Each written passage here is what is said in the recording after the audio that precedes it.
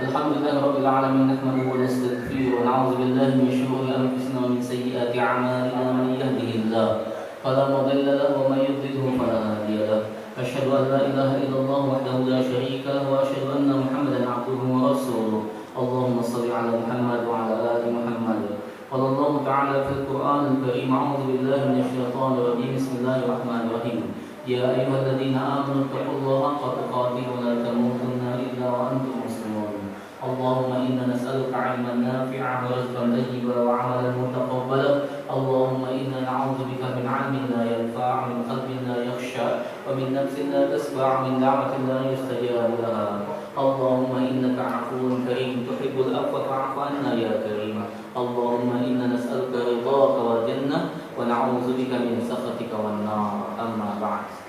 Alhamdulillah, syukur kepada Allah Subhanahu wa taala atas semua limpahan nikmat yang Allah anugerahkan pada kita. Salawat dan salam semoga selalu tercurah buat baginda mulia Nabi Allah Muhammad sallallahu alaihi wasallam. Allahumma shalli ala Muhammad wa ala ali Muhammad.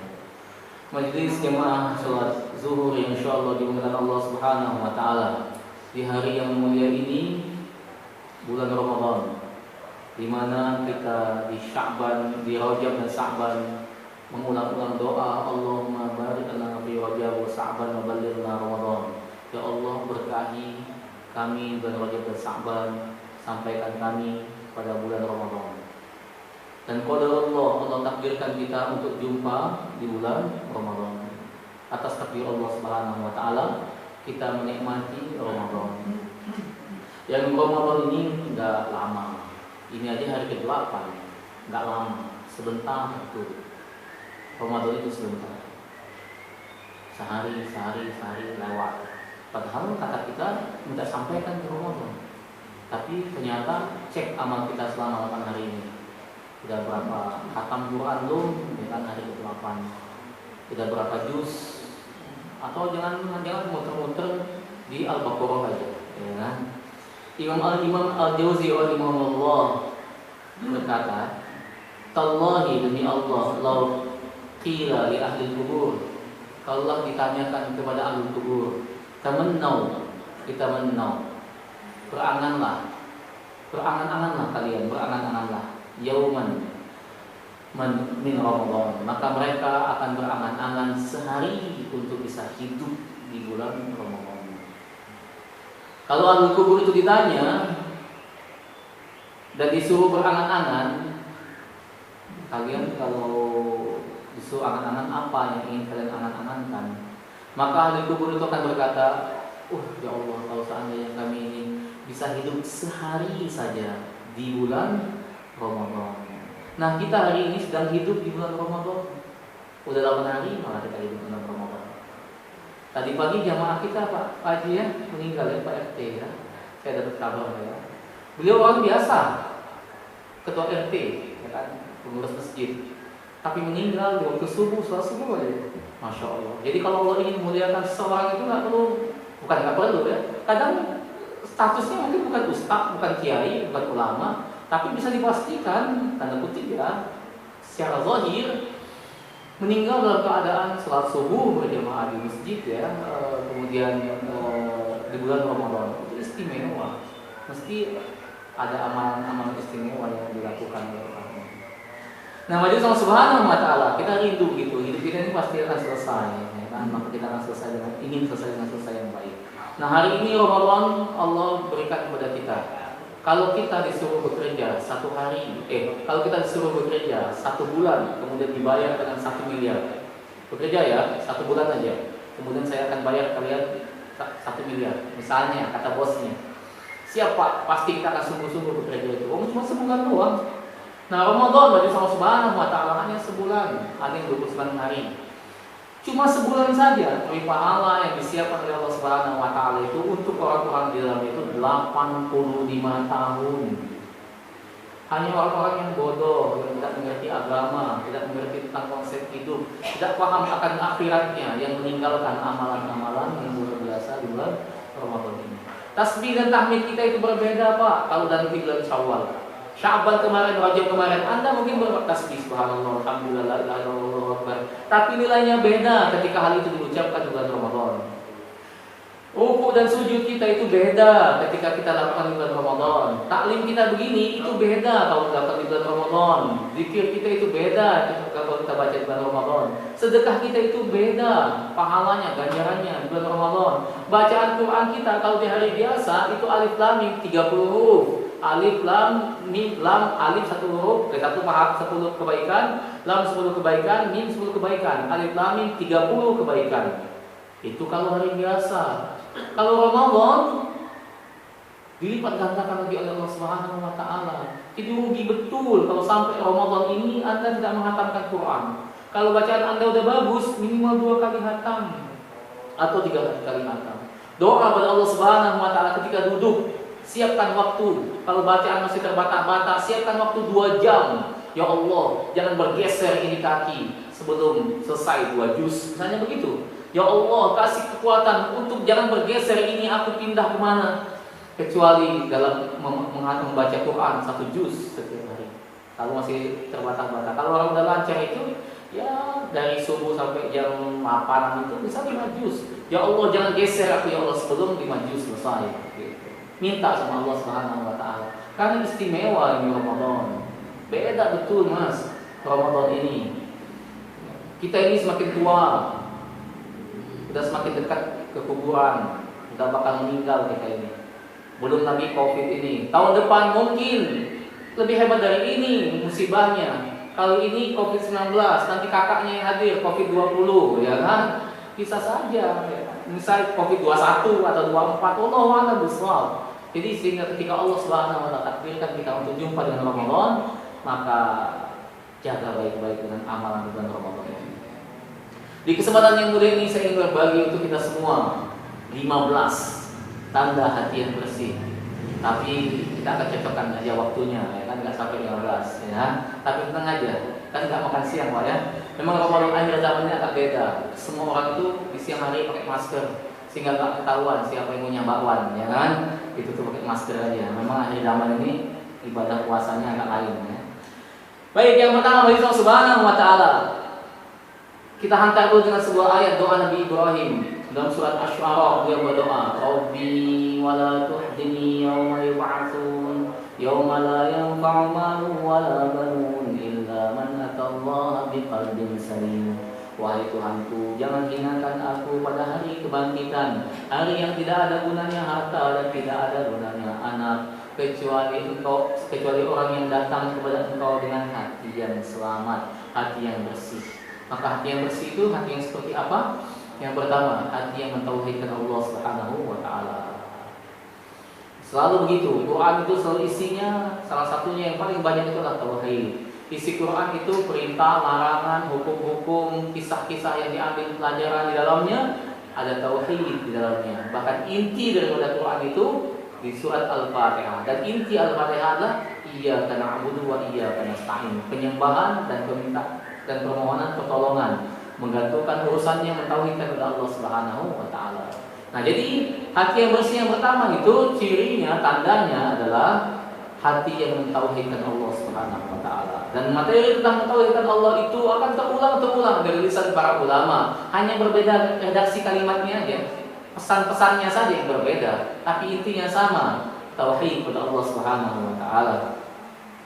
Sekali lagi, mentauhidkan Allah itu tidak menyekutukannya. Menyekutukan Allah itu bukan pada bendanya, bukan pada kayunya, bukan pada batunya, bukan pada pohonnya, bukan. Tetapi hati seorang yang terpaut pada benda itu. Ulangi ya, bukan pada bendanya. Bendanya mah begitu-begitu aja, kayu yang begitu-begitu saja, batu yang begitu-begitu saja.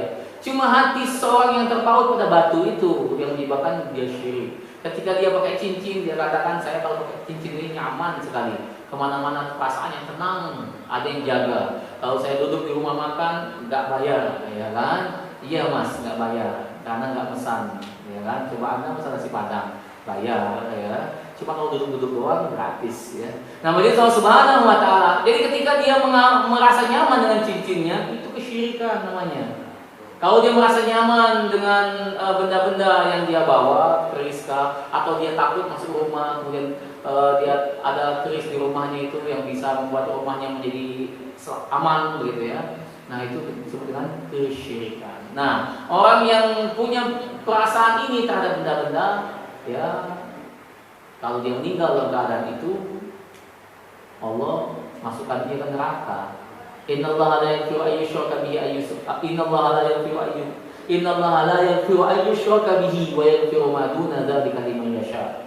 Allah tuh gak suka betul dengan orang yang berbuat syirik. Anta ja'alu lillahi andada, menjadikan Allah Subhanahu wa taala tandingan-tandingan. Allah ditandingkan dengan api, ditandingkan dengan kayu, ditandingkan dengan batu.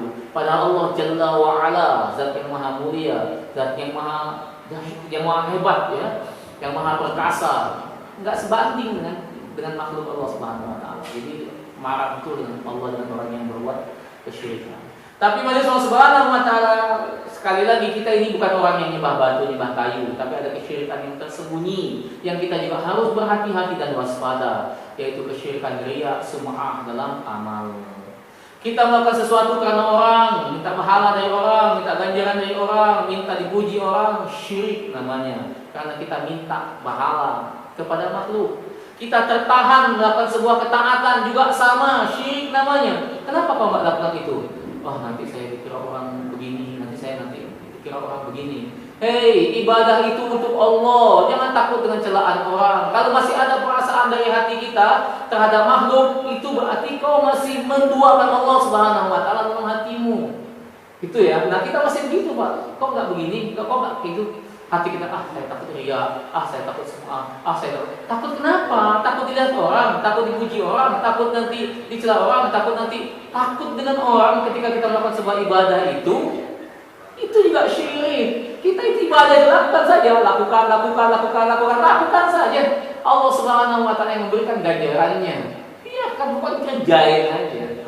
Kalau ada perasaan di hati kita macam-macam, istighfar dan bertaus kepada Allah Subhanahu wa taala. Kerjakan saja pokoknya amal ini. Ya, Allah akan menilai, kerjakan saja. Ada anak muda itu yang dia berangkat sholat subuh, dia pakai baju bagus, dia pakai wangi-wangian, berangkatlah dia sholat subuh. Saat dia berangkat sholat subuh di pengkolan, ya kan, toto dia terpeleset, habis itu jatuh, dia bajunya kotor, kemudian dia balik ke rumah, dia bersihkan, ganti baju baru, pakai wangi-wangian lagi, pergi lagi ke masjid dia. Di tempat yang sama, di belokan itu kepleset lagi dia, jatuh dia di situ. Apakah dia berhenti? Enggak, dia langsung kembali lagi ke rumah, dia ganti baju yang baru lagi, dia pakai wangi-wangian, berangkat lagi dia ke masjid. Tapi pas ketiga kalinya, tiba-tiba ada kakek tua berdiri dia di dekat tempat dia jatuh belokan itu. Kata dia, dek, lewat sini, dia bawa lampu. Lewat sini. Akhirnya lewat situ anak muda itu. Kemudian dipegang oleh kakek itu tangan anak muda itu, dituntun sampai ke masjid. Sampai di depan pintu, silakan, kata dia, kakek itu kan, silakan masuk dari ibadah. Lah, kakek nggak ikut masuk? Enggak, kata dia. Kenapa? Anda ngajak saya sholat, kenapa Anda nggak sholat? Saya ini sebenarnya iblis. Wih, kaget anak muda itu, kok bisa? Kenapa Anda nganterin saya kalau Anda iblis? Tadi pas kau sholat subuh, kau kepleset, jatuh, diampunilah dosa-dosamu. Kau balik lagi, kau sholat, datang lagi ke masjid. Saat kau jatuh lagi, diampuni dosa ayah dan ibumu. Kemudian kau balik lagi ke sini. Kalau sampai kau jatuh lagi, nanti orang sekampung ini diampuni dosa gara-gara kau. Daripada orang sekampung ini diampuni, ini gua antar ke masjid lah, kata dia, aman. Itu kisah dari kitab Ihyaul Auliya, ya kan, kisah. Saya saja sampaikan dengan bahasa begini ya. Nah, majelis Allah Subhanahu wa taala. Jadi apapun kebaikan yang dilakukan itu, kerjakan saja, sabar dalam berpuasa ini. Sabar sampai azan maghrib berkumandang, ya kan? Nah, majelis Allah Subhanahu wa taala, nah, mentauhidkan Allah itu adalah ciri atau tanda selamatnya hati seseorang saat berjumpa Allah Subhanahu wa taala. Yang kedua, majelis Allah Subhanahu wa taala mengikuti Rasul. Ikuti Rasulullah sallallahu alaihi wasallam, ittiba'u Rasul. Bagaimana Rasulullah SAW dalam beribadah, dalam melakukan ketaatan, mengikuti sunnah-sunnahnya semampu kita dalam melakukannya. Nah, termasuk kesyirikan itu manalladzina, orang-orang yang ittaba'u hawahu, ittaba'u ilahahu hawahu, orang yang menjadikan Tuhannya menjadi Tuhan, hawa nafsunya menjadi Tuhan. Jadi ketika seorang mengikuti hawa nafsunya terus-menerus, berarti dia jadikan hawa nafsunya Tuhan. Syirik juga itu. Ya kan? Jadi kalau kita mengikuti keinginan-keinginan yang tidak betul, ya, syahwat jiwa kita itu, maka cenderung Syahwat itu akan menjadi Tuhan bagi seseorang. Nah, yang kedua, ittiba' Rasul, ikuti Nabi. Bagaimana Nabi sallallahu alaihi wasallam dalam melakukan ibadah dan ketaatan. Contoh terbaik, laqad kana lakum fi Rasulillahi uswatun hasanah liman kana yarjullaha wal yawmil akhir. Dan sesungguhnya dalam diri Nabi sallallahu alaihi wasallam itu ada contoh terbaik, maka kita ikuti semampu kita melakukannya. Contoh apa saja yang jadi sunnah Nabi, lakukan semampu kita, begitu ya kan? Dari sunnah-sunnah tersebut. Baik, Allah Subhanahu wa taala jauh perkara bid'ah. Perkara bid'ah itu capek, tapi capeknya tidak ada pahalanya. Tapi jangan sembarangan juga menuduh orang dalam perkara bid'ah, sebab mungkin saja kita belum sampai ilmu kita kepada hal itu. Bid'ah. Padahal kita yang belum sampai ilmunya ke situ. Orang sudah sampai, kita bid'ah-bid'ahin gitu ya kan. Ya, jadi mesti belajar. Yang ketiga, Allah Subhanahu wa taala benci kepada dosa dan maksiat.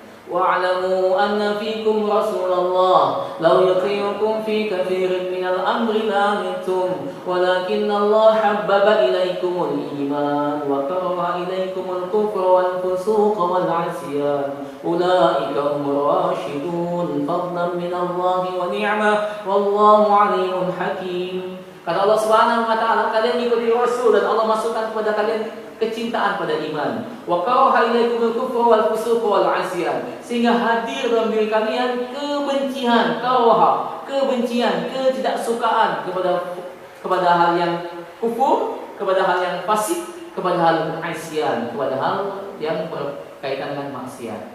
Maka itu bukti iman. Jadi orang yang beriman itu kalau dia melihat kemaksiatan itu hatinya enggak suka. Bukan dibuat-buat, memang dia nggak suka. Tapi kalau kita masih menikmati itu, berarti iman kita masih kotor, hati kita masih kotor, begitu ya. Karena orang yang imannya betul itu dia akan berubah itu dengan tangannya. Man ra'a minkum munkaran falyughayyirhu bi yadihi. Kalau dia lihat kemungkaran itu, hatinya ingin dia ubah, ya kan? Lihat anak-anak bulan puasa, ya kan, ngerokok, enggak puasa, hatinya ingin ngomong. Jangan begitu. Kalau dia bos, ya kan, kalau dia atasan, dia akan kasih peraturan. Semua harus sholat tepat waktu, misalnya gitu ya kan. Semua harus ke masjid, misalnya kayak gitu. Dia nggak suka dengan orang yang nggak sholat. Kenapa kamu nggak sholat? Nah, misalnya kayak gitu. Kalau dia punya power, punya kekuasaan. Kalau kita nggak bisa dengan orang banyak, minimal kepada anak kita atau istri, ya kan, sampaikan. Kamu udah sholat. Harus tegas terhadap perkara-perkara yang baik. Dan kalau ada perkara yang buruk, ubah dengan tangan. Itu iman namanya. Falyughayyirhu bi yadihi. Fa illam yastati' fa bi lisani. Enggak mampu, omong. Enggak boleh begitu, jangan begitu, ya kan? Enggak mampu, maka dengan hati. Nah, hati itu wadzalika adhaful iman. Hati itu selemah-lemah iman itu ketika enggak mampu dia untuk merubahnya itu. Tapi itu iman. Wa karaha ilaikumul kufra wal fusuq wal 'isyan. Enggak suka, bukan dibuat-buat. Memang enggak suka dia terhadap perkara yang berkaitan dengan dosa itu. Nah, itu benar imannya. Tapi kalau kita nikmati dosa itu, berarti ada yang enggak beres. Minta sama Allah Subhanahu wa taala hidayah, ya. Itu keutamaan dari Allah, dzalika fadlullah, itu keutamaan dari Allah Subhanahu wa taala. Jadi rasa itu adalah hidayah, dan hidayah itu yang Allah berikan kepada siapa yang Allah kehendaki. Gitu ya. Jadi syukur betul dalam hati kita kalau benci kepada kekufuran, kefasikan dan kedurhakaan, ya. Itu orang-orang yang rasyidun, orang-orang yang diberikan hidayah, diberikan petunjuk yang lurus. Yang keempat, Nabi Subhanahu wa taala, sampai 5 aja ya. Yang keempat, Nabi Subhanahu wa taala sedih jika terluput dari kebaikan-kebaikan. Jadi kalau nggak sempat berbuat baik itu merasa sedih. Nah, itu iman yang benar itu. Jadi ada perasaan kok nggak bisa gitu ngerjainnya. Sholat subuh kesiangan, ya Allah kok bisa sholat subuh kesiangan. Nggak tarawih, ya Allah kok nggak tarawih gini. Nggak baca Quran, sehari nggak baca Quran. Kenapa? Kok nggak baca Quran ini? Kenapa? Ada apa? Kok bisa orang lain nggak zikir? Kenapa lidah ini kok keras betul, kaku betul untuk menyebutkan Allah? Kok kenapa lisan ini berat betul untuk mengatakan Subhanallah, Alhamdulillah, La ilaha illallah, Allahu Akbar, ya kan? Kenapa kok begitu? Ada apa? Seharian kurang zikir, seharian nggak baca Quran. Kenapa nggak tuntas sekian juz misalnya? Kenapa kok tidak melakukan sholat sunnah? Kata misalnya begitu ya kan? Saya contohkan dalam sebuah ayat dalam surat At-Taubah. Ini contoh tentang sedihnya para sahabat itu ketika mereka Tidak bisa berbuat kebaikan. Surat At-Taubah di ayat 92. Wala 'alal ladzina idza mana ini? Di dalam surat At-Taubah ayat 92.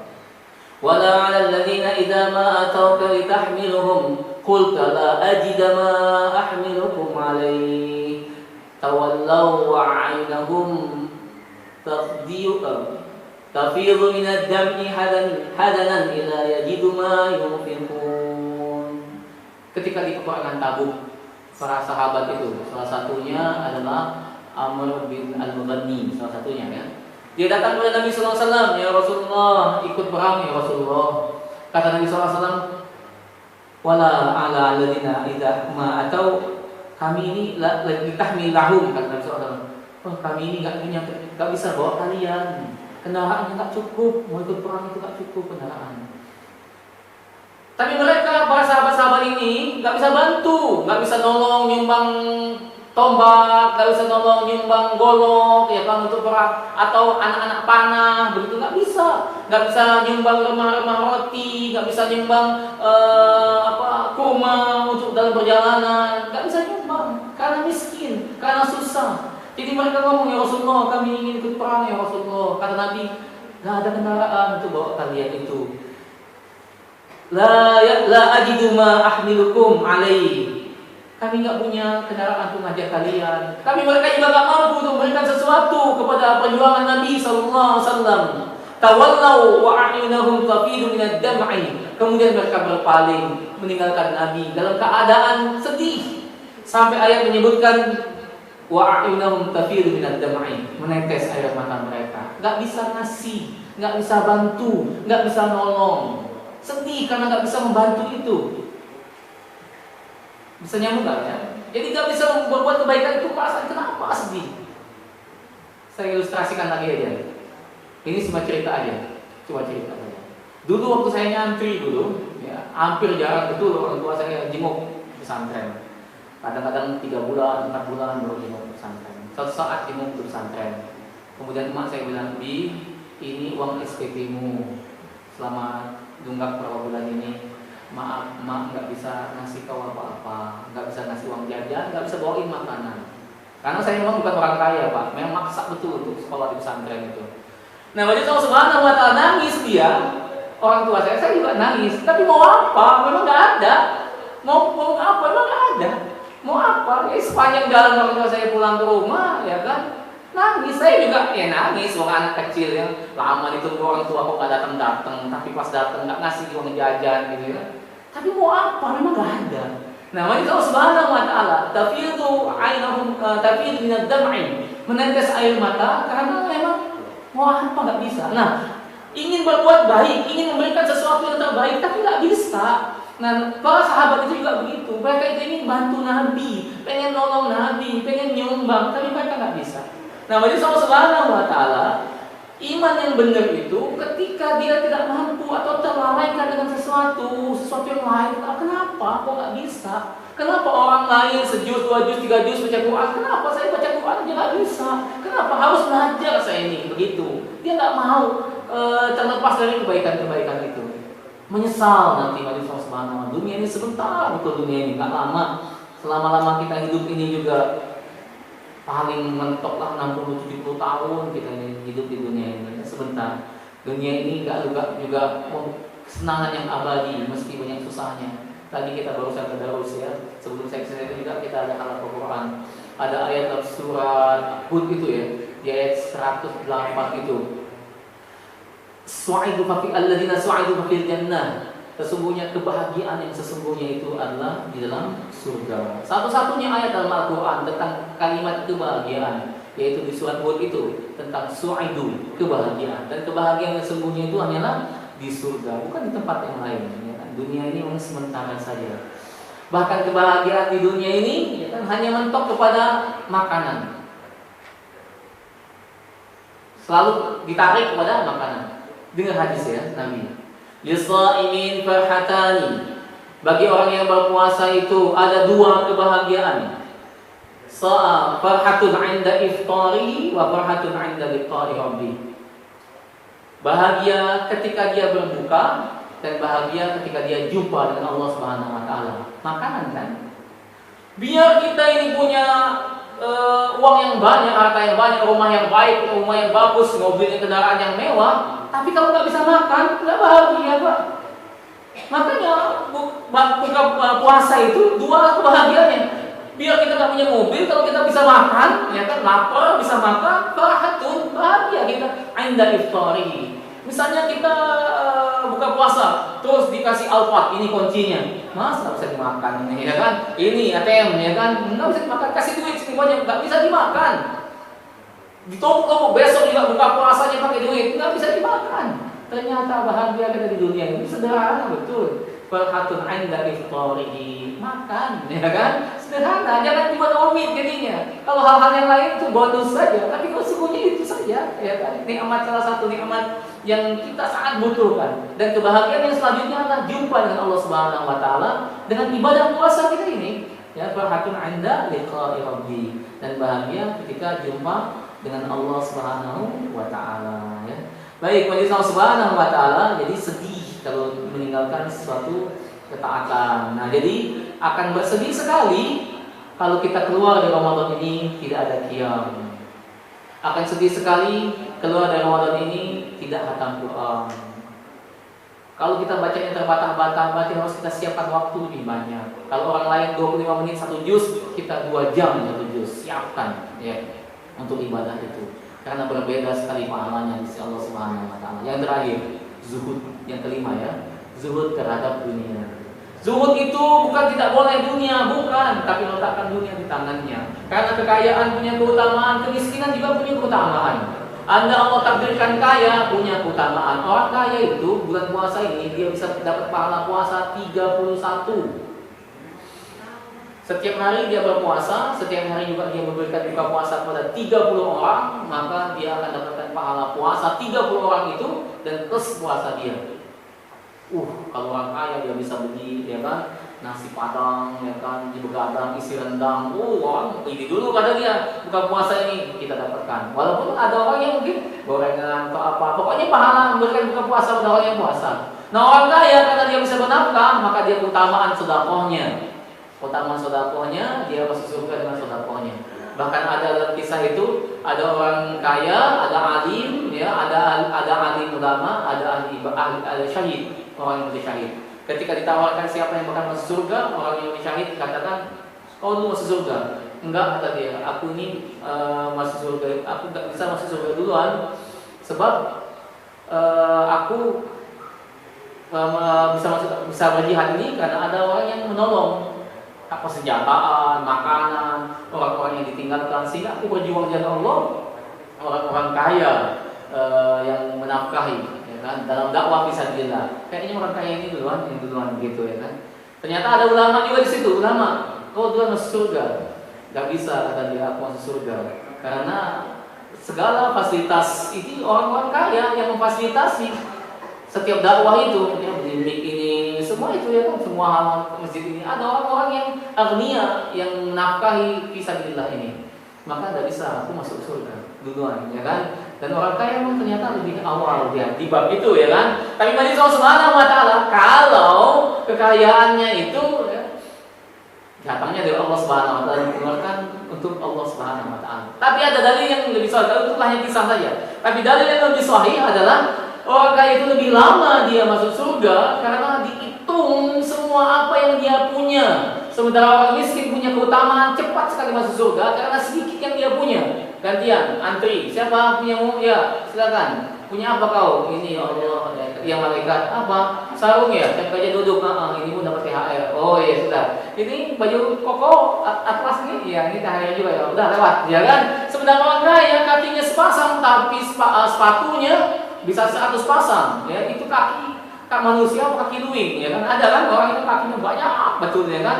Sehingga sepatunya berpasang-pasang. Ditanya oleh Allah Subhanahu wa taala, "Kau punya kaki nih, sepatu ini banyak betul ini. Luwing aja enggak sebanyak itu sepatunya." Nah, oleh Allah Subhanahu wa taala nanti ditanya dia satu-satu. Stiker mobil, ya kan, ditanya, ya kan,